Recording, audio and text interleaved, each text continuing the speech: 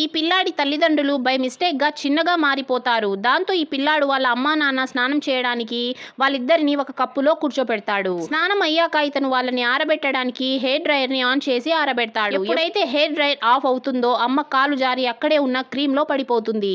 తన భార్యను చూసి భర్త ఎంతో నవ్వుతాడు. దాంతో మా అమ్మని చూసి నవ్వుతావా అని చెప్పి ఈ పిల్లాడు ట్రిమ్మర్ తీసుకుని వాళ్ళ నాన్న జుట్టంతా కట్ చేసేస్తాడు.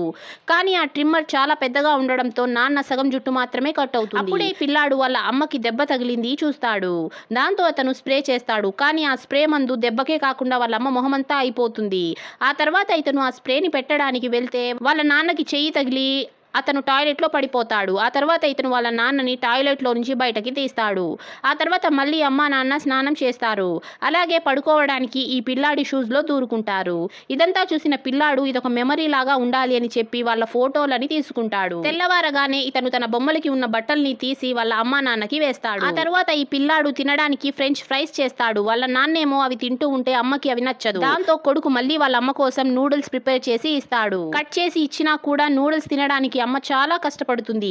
ఈ విధంగా ఈ పిల్లాడు చిన్నగా మారిపోయిన తన తల్లిదండ్రుల్ని బాగా చూసుకుంటూ ఉంటాడు. Please subscribe.